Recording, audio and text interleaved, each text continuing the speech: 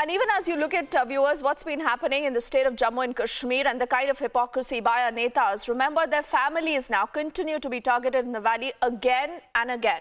Our forces continue the unprecedented fight in the apex court. About 383 more army personnel now have joined the fight in the Supreme Court now.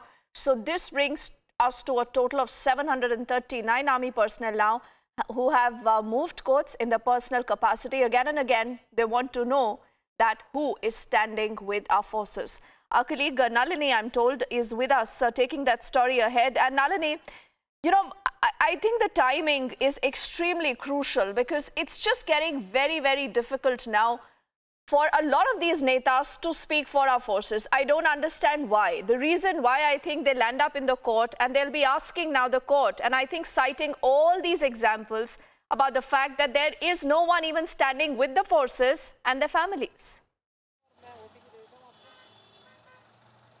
Absolutely, Deepthi. In fact, when you talk about over 780 army personnel moving to Supreme Court, the highest court in the country, in their personal capacity, trying to fight for themselves, that sends across such a massive statement, not only to all of these politicians, but to the entire country. And this fight with respect to AFSPA has been ongoing since several years now. And now it's come to such a stage that all of these army personnel had to move the top court in their personal capacity, trying to make sure not to serve any self-interest or self-purpose, but trying to ensure that their duty does not actually go ahead and hamper any aspect of national security or national integrity. Even the fact that over 783 army personnel have now moved the Supreme Court with this new impleadment application, joining to the previous 350 army personnel, what they're basically saying even now is that it is important for AFSPA to remain in place and for there to be absolutely no inquiry when it comes to these soldiers, especially carrying out their duty in their professional capacity. So when you're talking about that and when you threaten them with any possible inquiry, whether it be CBI inquiry or any other agency, then it obviously hampers their ability to perform fairly well and perform their duties, especially in sensitive areas of the border. So keeping that in mind is why they're asking for the Supreme Court to actually put forth a ruling on this, to give directions that they will not be subjected to scrutiny of an inquiry if they carry out their official orders, because we understand how it works in the forces, right? When an order is given by a senior officer, the juniors cannot even dare to go ahead and disobey that. So that is in their line of duty that they are carrying out these orders, and the fact that they are being subjected to inquiries on the basis of that. And of course, all of this is arising from the Manipur fake encounter case and the kind of observation that we heard from the Supreme Court. So the fact that they're being subjected to inquiries like that in these particular cases is not only hampering their morale, but can also possibly hamper the national security and the integrity of the country.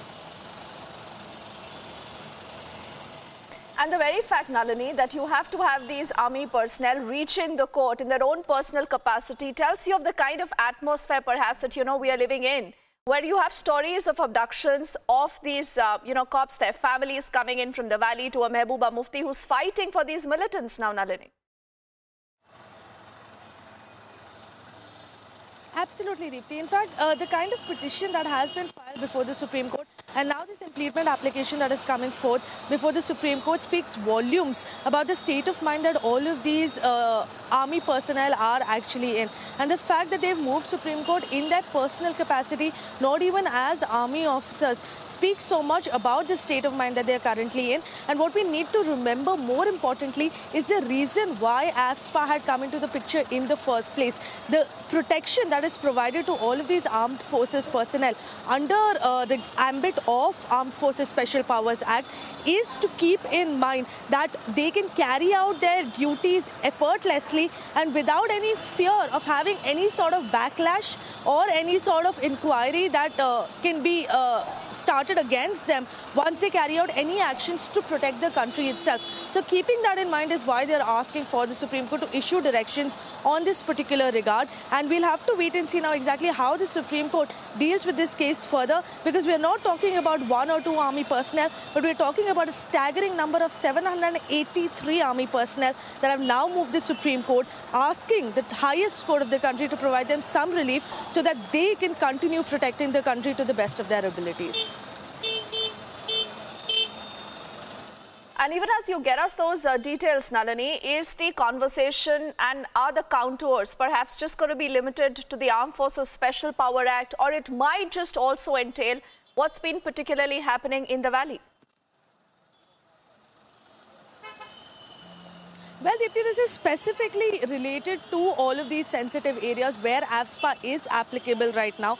But of course, this is also in a larger ambit of things applicable not only to the armed forces personnel, but also to several police officers working in these sensitive areas. So the kind of duties and the kind of orders that they need to carry out, especially in sensitive areas like Jammu and Kashmir, like the Northeast, are of course different from the armed forces personnel carrying out their duties in other mainstream states or cities throughout the country. There have to be special laws, there have to be special protection granted to the armed forces that are actually functioning in the sensitive areas, especially in areas like Jammu and Kashmir. So keeping that in mind, right now, of course, the entire question is subjected to the ambit of the Armed Forces Special Powers Act. And at this point, I would like to point out that it's very interesting what these army personnel are saying before the Supreme Court. They are saying that they should be granted this protection under AFSPA, not for any personal gain or not for any personal security, but so that the security and the integrity of the country is not compromised. So even in approaching the Supreme Court...